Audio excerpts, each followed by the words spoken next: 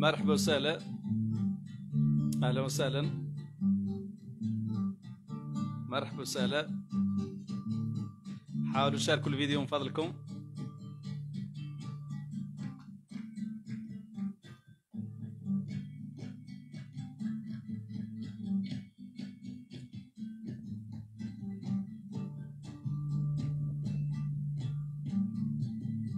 شاركوا الفيديو من فضلكم.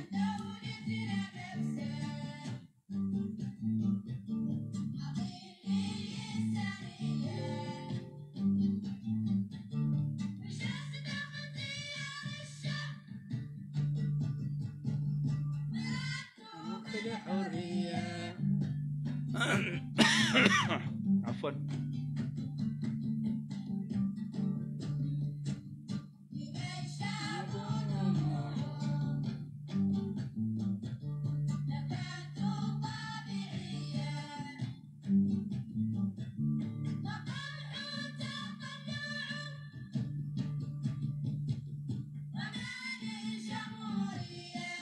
مرحبا وسهلا، شاركوا الفيديو من فضلكم.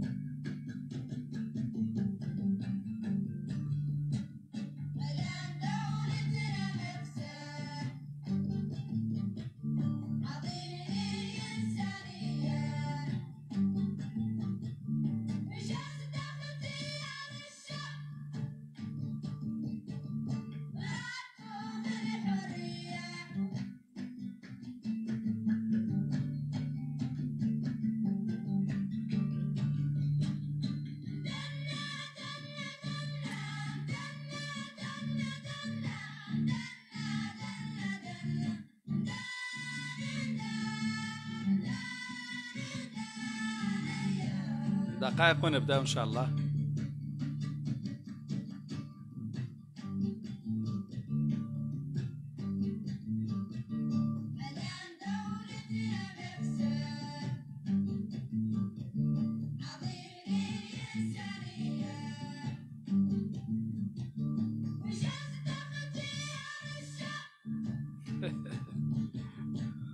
مرحبا وسهلا.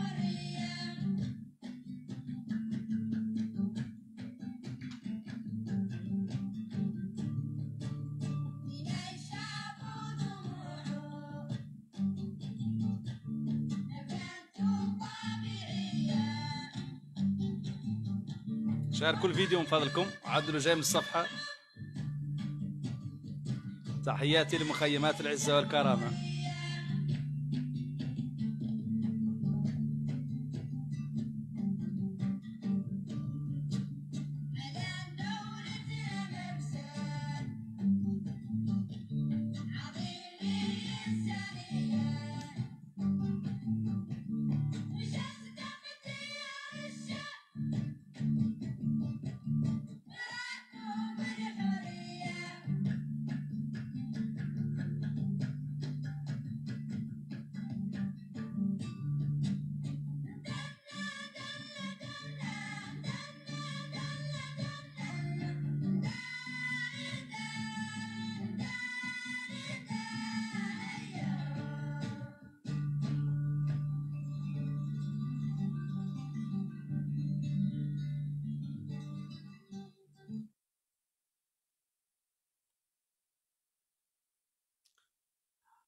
إذن أحييكم في كل مكان، ونتمنى إن شاء الله الرحمن الرحيم تعودوا بألف خير في هذا الموعد الثاني لنهار اليوم اللي نتواصلوا من خلاله بعدما كنا معكم في مباشر الزوال، والذي تحدثنا فيه عن ملف ثقيل يتعلق بالفساد في جهاز الدرك الهلكي في الداخلة والعيون المحتلتين، وهو الملف الذي سيكون له أثر بالتأكيد، لأن بالنظر إلى ما يعني استقيناه مباشرة بعد اللايفات السابقة والتي تكلمنا فيها عن الوقائع الخطيرة التي تجري في المنطقة، بالتأكيد أن هذا اللايف أيضا سيكون له التأثير أيضا على سير هذه المؤسسة التي ينخرها الفساد كما ينخر كل مؤسسات الزريبة، خصوصا يعني التي تشتغل في إطار المخزن اللعين، المخزن الذي يريد كتم كل الأصوات الحرة ويريد أن يغلق كل الأفواه حتى يشتغل بأريحية ولا يزعجه أحد. الذين يوجدون داخل الزريبة فإن لهم القناني في انتظارهم داخل سجون المجرم السادس، ومن يوجدون خارج الحدود فلهم الشكايات والتتبع والتهديدات بالقتل والتشهير وكل ذلك، طبعا لهدف واحد، ليس لتصحيح المسارات، وليس لإحقاق ما يسمى بدولة الحق والقانون، وليس لبناء المؤسسات كما يجب، فقط لكتم الحقيقة، لأن هؤلاء المجرمين الفسد الذين يشتغلون ضمن إطار النظام المجرم الفاسد يكرهون الحقيقة ولا يريدون الشرفاء، ويكرهون كل من هو شريف وكل من يريد أن يشتغل بنزاهة وشفافية. لذلك تجدهم يقربون اللصوص ويقدمون اللصوص ويرفعون من شأن اللصوص، وطبعا كل من يرفع من شأن اللصوص فهو لص مثلهم. وأنا لا أجد حرجا في قول أن المجرم السادس وليسطر على ذلك وليرفعوا 20,000 شكاية بهذا الموضوع. المجرم السادس هو المسؤول عن كل ما يجري داخل الزريبة وداخل أجهزته، ولا ينجو إن شاء الله لهذا الموضوع بأكثر تفصيل بإذن الله تعالى ضمن هذه الحلقة. لكن لا نمشوا للبلاغ 47 الذي أو 48 الذي صدر الليلة عن وزارة الدفاع الصحراوية، والذي يقول بأنه تواصل وحدات جيش التحرير الشعبي الصحراوي دك معاقل جنود الاحتلال المغربي وتدمير تخندقاتهم في جدار الذل والعار المغربي، مخلفة دمارا كبيرا. وهذا هو الذي يحدث في أكثر من مؤسسة داخل الزريبة، خصوصا يعني المؤسسات المخابراتية التي تعيش أيضا دمارا كبيرا في قواعده وتمركزاته. وفي هذا السياق ركزت وحدات متقدمة من جيش التحرير الشعبي الصحراوي ضرباتها القوية على تخندقات الجيش الملكي المغربي الجبان، أسطر على ذلك مرات عديدة. اليوم الثلاثاء 29 ديسمبر الجاري في المواقع التالية: قصف عنيف استهدف قوات العدو في منطقة الخشيب بقطاع حوزة. قصف قوي على تخندقات الجيش الملكي المغربي في حزام الذل والعار في منطقة روس تاراغانت بقطاع حوزة. قصف مدمر استهدف قواعد العدو المتخندقة في منطقة ديات شديدة بقطاع الفارسية. أما اليوم الأربعاء 30 من ديسمبر فقد استهدفت هجومات جيش التحرير الشعبي الصحراوي المركزة النقاط التالية: قصف عنيف استهدف قوات العدو في منطقة مقلي الدشرة بقطاع مقالة. قصف قوي على تخندقات الجيش الملكي المغربي في حزام الذل والعار في منطقة روس السبط بقطاع المحبس. قصف مدمر استهدف قواعد جنود العدو المتخندقة في منطقة روس ودي مركبة بقطاع المحبس. قصف عنيف استهدف قوات العدو في منطقة الثلاثيات قطاع القلتة. وقد خلفت هذه الهجمات هلعا شديدا في صفوف جيش الاحتلال المغربي جراء الأضرار والخسائر التي نجمت عنها، فيما يواصل جيش التحرير الشعبي الصحراوي الباسل أعماله القتالية النوعية مستهدفا تخندقات الجيش الملكي المغربي على طول جدار الذل والعار المغربي. إذن الواضح في هذا البلاغ، البارح تكلمنا عن التدمير، يعني انتقل إلى التدمير، وحينما نقول التدمير فإنه تدمير كامل لهذه القواعد. واليوم نتكلم عن الرعب الذي يعيش عليه الجيش الملكي المغربي الجبان، وليس من جبن أشخاصه، ليس من جبن أفراده، ولكن من جبن النظام الذي لا يستطيع أن يواجه، الذي لا يستطيع أن يحارب، الذي لا يستطيع أن يخرج بشكل مباشر إلى خصمه، دائما يختبي وراء أطراف كما يفعل اليوم النظام المخزني، يبحث عن أي قشة يتعلق فيها من أجل أن يدخل هذه الحرب. يحاول أن يستدرج بلدان أخرى حتى تساعده في الحرب، لأنه ليس له الشجاعة أن يدافع عن أرضه. يقول عنه أرضه، هذه أرضك، وتقول بأنها وحدتك الترابية والصحراء المغربية. إذا أين شجاعتك من أن تدافع عنها بشكل وحيد؟ لماذا تبحث عن أطراف أخرى تدخلها في النزاع من أجل أن تجد لك توازنا؟ هذا ديدن الجبناء، هذه سياسة الجبناء، هذه سياسة الملوك الذين أكلوا خيرات الشعب المغربي وأكلوا خيرات الشعب الصحراوي ودمروا الإنسان المغربي ودمروا كذلك الإنسان الصحراوي، أو حاولوا أن يدمروا الإنسان الصحراوي، لكنه لم يرفض أو لم يقبل على أنه يبقى عبدا من عبيد المجرم السادس، وحتى يعني أباه وقبيلته كاملة. يعني لم يقبل الإنسان الصحراوي ولا يقبل الإنسان الصحراوي أن يكون عبدا عند أي أحد. طبعا العبيد الذين يوجدون اليوم من الصحراويين الذين يشتغلون مع النظام، إما مفروض عليهم الاشتغال أو هم باعوا ذممهم، فإنه يعني لا يعبرون سوى عن حبهم للعبودية. أما الأحرار لا يقبلون على أنهم تموا عبيد عند ملوك يعني أكلوا الأخضر واليابس ولم يشبعوا مع الأسف. إذا ما دمنا نتكلم عن البلاغ ونتكلم عن العمليات، اليوم نشرنا فيديو للجمركي المغربي بدر الذي توفي كذلك في المنطقة.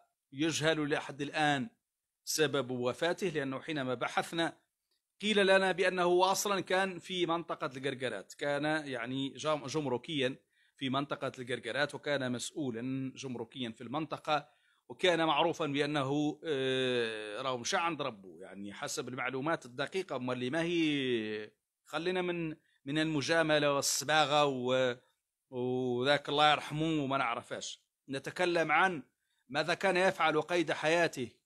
كان معدل الطريفة في القرقرات، كان معدل الطريفة في القرقرات، وكان داريده مع المهربين، وخصوصا المهربين الصحراويين الذين يتعاملون مع الاحتلال المغربي، وكان معدل طريفة لشاحناتهم، ويأكل معهم ويشرب معهم من التهريب. وحينما كثر القيل وقالوا عليه تم تنقيله إلى مراكش، وفجأة ظهرت جثته في مدينة العيون المحتلة. ماذا يفعل في مدينة العيون المحتلة؟ أين توفي؟ ما هو سياق سبب وفاته؟ يعني لا أحد يستطيع. ونتمنى من السلطات الزريبة التي لا تحسن سوى كتابة البلاغات والتوجه إلى المحاكم من أجل محاكمة من يفضح الحقيقة، نتمنى على أنهم يعطونا بلاغ يقولون الجمرك الفلاني توفي في حادثة سير، والله توفي بلدغة أفعى في الصحراء الغربية، والله توفي بكورونا، أو توفي بسبب من الأسباب. لكن نقل جثمانه من مدينة العيون المحتلة ليلة أمس، وراكم شفتوا مباشرة بعد نشرنا للصورة خرج الذباب المخزني اللي يعني مقشقش على هذه الصفحة من أجل تكذيب الخبر، ومن أجل يقول أنه لا، هذه صورة من الموزمبيق. تلك صورة أتينا بها من الموزمبيق قبل أن يأتي الفيديو في الصباح ويكذب كل شيء، على الرغم أنه الفيديو أصلا كان منشور منذ ليلة البارحة.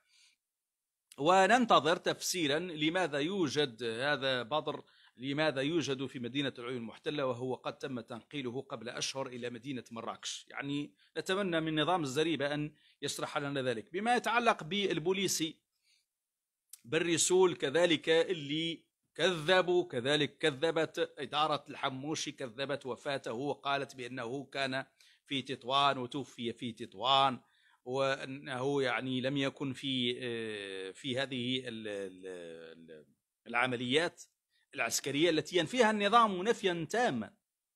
نظام قام بتنقيل القوات المساعدة وزج بها في الحرب، نقل البوليس وزج بهم في الحرب، مش قالوا حتى يجيب البحرية أصحاب البحرية ويزج بهم في الحرب، فضلا عن جنوده طبعا البواسر من البواسر طبعا، لأن الجيش المغربي اليوم في لحظة البواسير وليس في لحظة البواسر.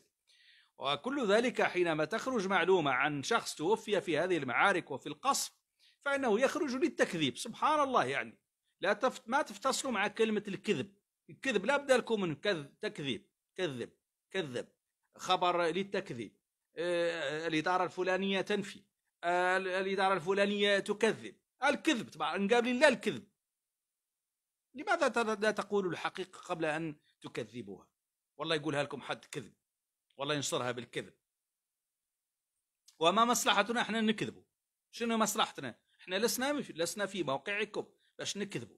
ولماذا سنكذب؟ لان نكذبوهاش لان ربحوا عليها الملاير. ولكن قولوا الحقيقة للشعب المغربي، قولوا له فلان مات في كذا.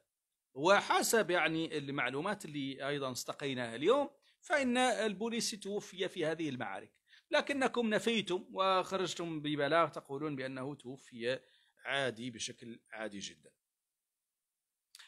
فضلا طبعا عن لحظة حالات الارتباك الموجودة، يعني هناك لحظة ارتباك كبيرة جدا داخل جيش البواسر، هناك لحظة ارتباك كبيرة جدا. وهذا الارتباك طبعا يمتد أيضا إلى عمل الأجهزة الموجودة. يعني مدينة العيون المحتلة فيها ارتباك كبير جدا، مدينة السمارة غارقة في الارتباك. السمارة بمستشفاها ممنوع الدخول إلى مستشفى السمارة المحتلة. إذا ما كان عندكم الحرب وما عندكم ضحايا والوضعية عادية جدا وكورونا متغلبين عليها، إذا لماذا تمنعون الناس من الدخول إلى مستشفى السمارة المحتلة؟ لماذا؟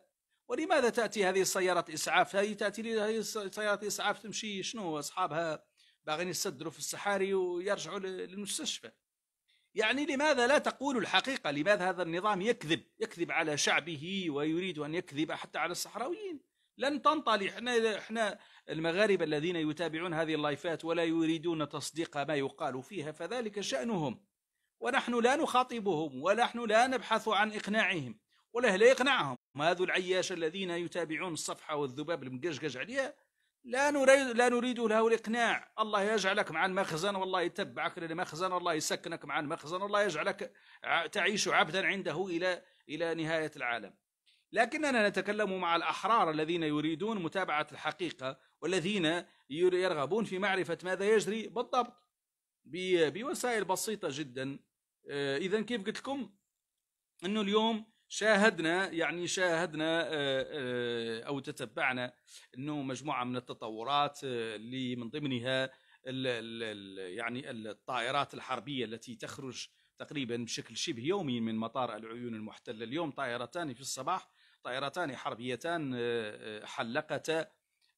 بعض الأخبار تقول أنهما لم تتوجها إلى جدار الذل والعار حسب المعطيات اللي توفرنا عليها.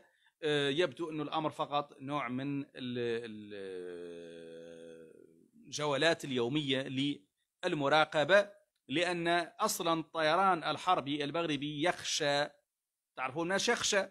تعرفون لماذا إلى حدود الآن لم يستعمل نظام الاحتلال المغربي الطيران الحربي في العمليات إلا بشكل خفيف جدا؟ راك نتكلم عنه ذاك النهار.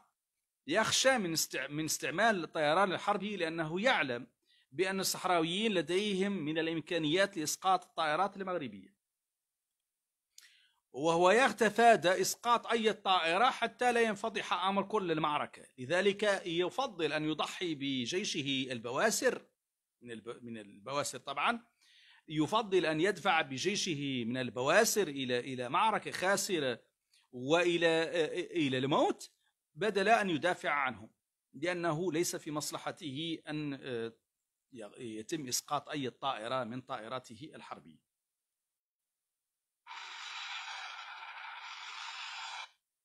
إذن هذا واحد أيضا من الفيديوهات اللحظة اللي توصلنا بها والتي تتعلق بهذا الذي ينفي المغرب. ما كاين والو، وضع عادي جدا. دجاجته راه واكل وشارب وساكن بخير وعلى خير ومبرع، ومخابراته وبوليسه وكذا راهم يحمون سلامته. هذه المهمة. والشعب الله يجعله، الجيش البواسر الله يجعله يموت كامل.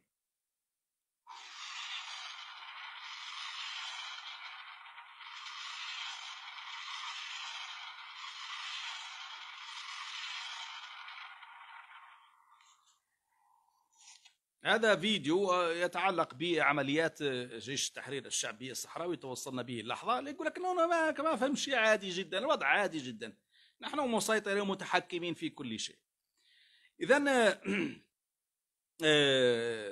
كذلك يعني راكم شفتوا الخبر، خبر محاكمة 170 جندي امام المحكمة العسكرية في الرباط.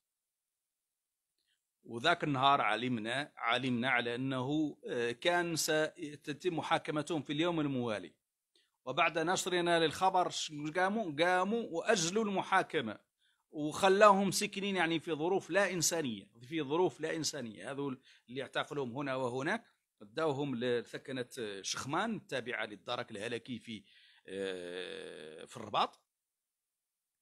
ولما علموا بانتشار الخبر قاموا بتأجيل المحاكمة العسكرية وخلاهم ساكنين في السجون، يعني حالتهم راكم عالمين عن بها الله سبحانه وتعالى. لأن أصلا الجندي الذي يفر اليوم، الذي يفر من الجندية يجبر راسه مسكين مولي، كذلك سقط في يد هذا النظام وينكل به ويحصل له راس ويقدم المحاكمة، وشوف كم من عامله يتنعطاله واهله مسكين يحانوه. يعني واحد مأساة. انا راني نم افهم كيف يفكر هذا النظام.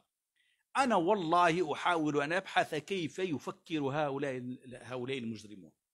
يعني ما عندهم سبحان الله انسانيه لتجاه شعبهم. تقول عنهم هذو الناس كانهم شي بشر يمكن جاي من شي كوكب اخر، لا علاقه له انسانيه مع شعبه.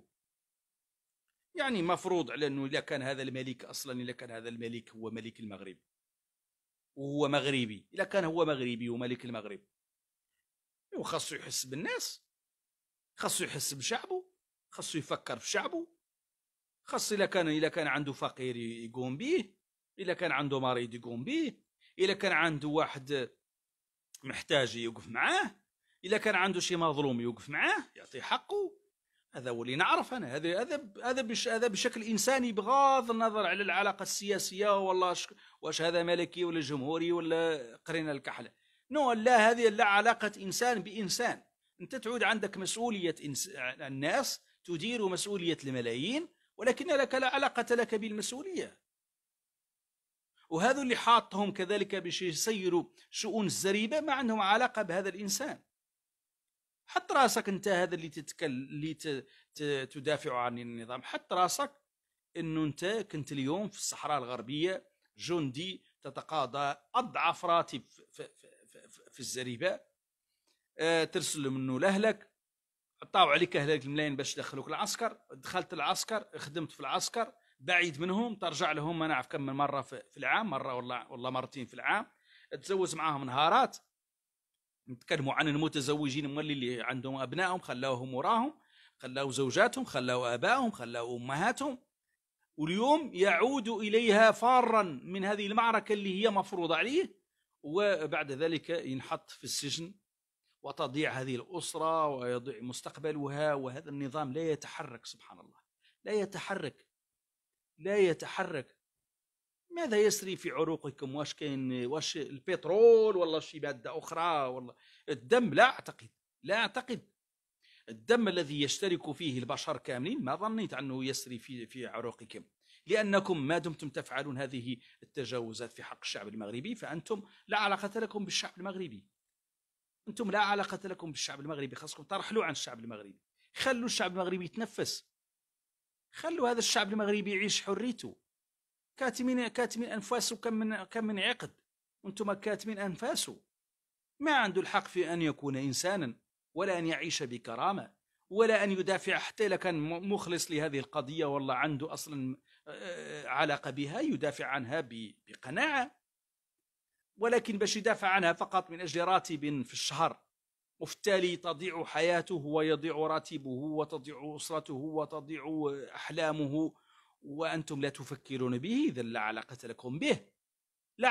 لكم به، وما عندكم الحق تتكلموا باسم المغرب. ما عندكم الحق. إذن خبر تحويل 170 جندي على المحاكمة العسكرية متداول، لكن النظام الزريبة كافل فمه طبعا كالعادة. هناك أيضا يعني إخفاء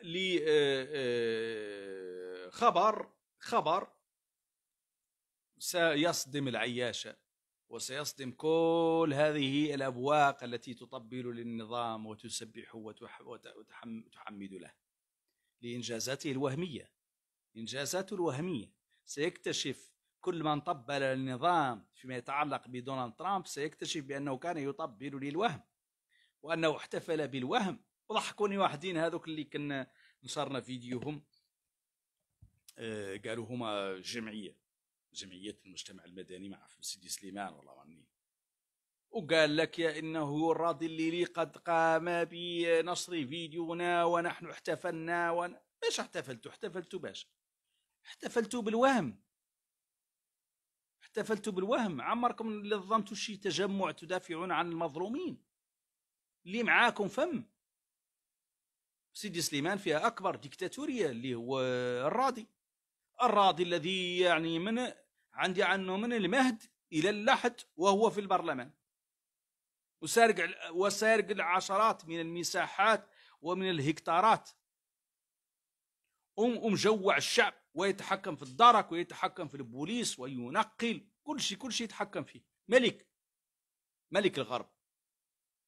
وأين شجاعتكم؟ أين شجاعتكم؟ المجتمع المدني بقات في الاسم، بقات وإنه هو دجاجته ونحن مجندين وراء، وتجندوا وراء الحق بعدها هي الأولى. أما دجاجته راه قد يموت غدا وراه ميت، راه حي راه ميت. قد تسمع لكم قال لك انه نادي بزياره الملكيه لسيدي سليمان. شلا عدل لكم الملك سيدي سليمان؟ شلا عدل سيدي سليمان؟ الملك ما عدل المغرب كامل، عدل لكم انتم. وفينا هي هذا المنطق هذا؟ كاين شي دوله في العالم تنتظر حتى يجي الرئيس باش تعود التنميه في شي مدينه؟ بحال قلت مثلا هو الرئيس ماكرون، قولوا هو الرئيس ماكرون خاصك تزور مارسيل لان راه الا جيت تجيب معك الخير. السيد الرئيس حينما تزور مارسيل فان الخير يجي معك، وحينما تغيب عن مارسي فإن مارسي تتبهدل. هذا المنطق هذا؟ ايش هذا المنطق؟ يا شعب الكوليخ، يا اللي ما بغيت تفيق كاع، ما بغيت تفيق من القلب، انت مقلوب عليك 20,000 كوش من الجبن والخوف، وما قديت تفيق، ما بغيت تخدم عقلك شوي. قال لك ننتظروا زيارة الملكية، بحال زيارة الملكية لا يتغير لك انت الواقع، لا يتصبح لك بن سليمان هي نيويورك. دجاجته الى جرى وجغر باش يمثل عليك ويرجع في حاله القصر. ما عندي انه كاع ما يبات عندكم. وواقعك سيبقى هو واقعك. لماذا؟ لانك لا تريد التغيير، لان انت اصلا ماك باغي التغيير، ولكن ما عم تتكلم. اذا من ضمن الانجازات ما شاء الله التي يطبل لها النظام هي التطبيع ودونالد ترامب وقرار ترامب والولايات المتحدة الأمريكية، وقد اعترفت لنا وأعطتنا السيادة. مسكين الشعب الكل تعطيه أي بلاي يوكلو. صحيفة هاريس الإسرائيلية ماذا تقول؟ تقول المغرب يتراجع عن اتفاقه مع إسرائيل. سمعت العياشي ولا ما سمعت؟ هذاك اللي تحتفل انت كمان عارف باش تحتفل. العياشي. يا أيها شعب الكليخ، يا شعب الكليخ. صحيفة هاريس تقول المغرب يتراجع عن اتفاقه مع إسرائيل في ظل مؤشرات حول نية الرئيس جو بايدن إلغاء إعلان ترامب حول الصحراء الغربية. كشفت صحيفة هاريس الإسرائيلية الواسعة الانتشار في تحرير نشرته مساء يوم أمس الثلاثاء أن المغرب بدأ فعليا التراجع عن الاتفاق الذي وقعه مع الإسرائيليين بخصوص العلاقات الدبلوماسية. وأكد عدد من الخبراء الإسرائيليين أن تراجع المغرب عن بنود الاتفاق وعدم التحمس في تطبيع العلاقات ليس بسبب قضية فلسطين، بل يرجع إلى بروز مؤشرات حول إمكانية تراجع الرئيس المنتخب جو بايدن عن إعلان الرئيس دونالد ترامب الذي قرر من خلاله الاعتراف بالسيادة المزعومة للمغرب على الصحراء الغربية.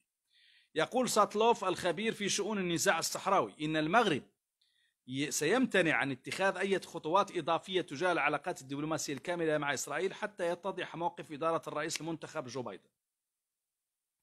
وأكد ساتلوف أن الإدارة الأمريكية الجديدة لديها خيارات فيما يتعلق بالصحراء الغربية، حيث يمكن للرئيس جو بايدن إلغاء قرار ترامب أو تعليقه.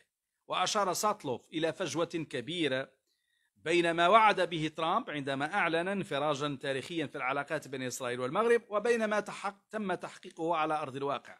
من جانبها أوضحت عينات ليفيا المتخصصة في العلاقات الإسرائيلية المغربية في مركز أبحاث ميتيفيم إن وسائل الإعلام المغربية ركزت على الاعتراف الأمريكي بالسيادة المزعومة للمغرب على الصحراء الغربية، ولم تذكر كثيرا عملية التطبيع مع إسرائيل، وهو ما يؤشر على فشل الاتفاق، حيث أن المغرب كان يريد فقط الاعتراف الأمريكي بسيادته المزعومة على الصحراء الغربية دون تنفيذ بنود الاتفاق مع إسرائيل.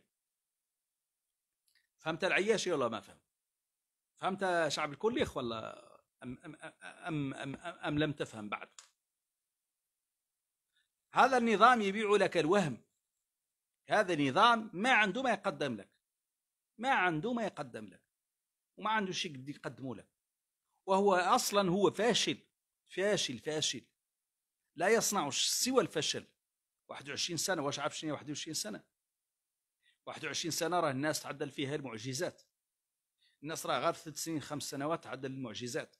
21 سنة هو يكذب عليك باللاتي الخطاب، الذكرى ما نعرفاش، ثورة الملك والشعب، ثورة الملك على الشعب ما نعرفاش، الاستقلال ذكرى ما نعرفاش، عيد الشباب، واحد عنده 50 سنة ويحتفل بعيد الشباب. اش بال الشباب؟ اش تلبقى من شباب 50 عام؟ وزيد وزيد، وحفل البلاء وحفل الولاء وحفل هذا وافتتاح السنة البرلمانية والخطاب في البرلمان وإنه والفروج وأين الثروة. المهم كلمات تاريخية، كلمات تاريخية، ولكن شنو راها؟ شنو راها؟ شنو راها؟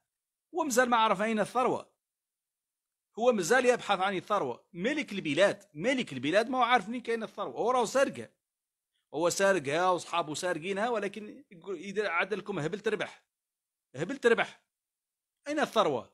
فين مشات الثروة؟ شكون سرق هذه الثروة؟ يمكن سرقها الشعب، سرقها هذا الشعب اللي اليوم يحتفل وإنه والسيادة، وأعطتنا الولايات المتحدة الأمريكية السيادة وانتهينا من السيادة، وهذا هو راهم شاد الفضة راهو بنما وسويسرا وساكن في القصور وتحالف امك، وإنه السيادة، أعطونا السيادة الحمد لله، جبنا الوحدة الترابية، جبنا الوحدة الترابية والطاقية الوطنية، وإحنا مجندين وراه. تتجند انت فين هو بعد هذا الجند وراه؟ فين هو باش جند وراه بعد؟ على الاقل بعد قاعد هو كاين حد يجند قدام ورا الوهم؟ كاين شي واحد يتجند ورا الوهم؟ ما كاينش واحد الا كان بعقله راه بيجند ورا الوهم. بعد على الاقل يعود واحد الانسان كاين واقف قدامك، والله اطار، والله تنظيم، والله مؤسسه، بعد على الاقل تقول انني قدام هذه المؤسسه، راهي قدامي وانا مجند وراها. انت تجند ورا الوهم، انت غير مبرمجك دخلوا لكم واحد العبارات مجندين، واننا مجندون ويجب ان تكونوا مجندين، والحرص ما نعرفاش، وانت تكررها بحال ببغاء، بحال ببغاء، وما بغيت ترفع من مستواك، بغيت تبن دائما عبد وببغاء، تكرر ما يملى عليك، ما يملى عليك. إذن الآن يعني ما يجري راكم شايفينه، تطورات ماشية في انتظام بالنسبة بعد الجانب الصحراوي. الحمد لله الصحراويون ماضون في مسيرتهم، إن شاء الله الرحمن الرحيم سيحققون استقلالهم، وسيحققون إن شاء الله مطلبهم، باش بذراعهم ما هو بالكلام، ما هو بالكلام.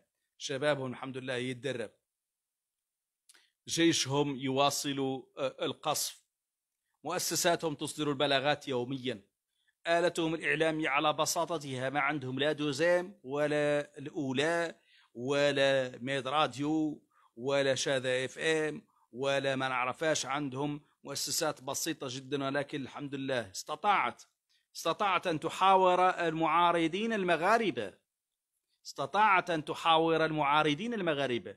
لماذا لا يستطيع أن يفعلها هذا الإعلام الذي يكسرون به القرقاع، هذا الإعلام الزريبي، هذا إعلام المخزن؟ لماذا لا يستطيع أن يحاور وجهات نظر أخرى، يفتح لها المجال تتكلم حتى هي؟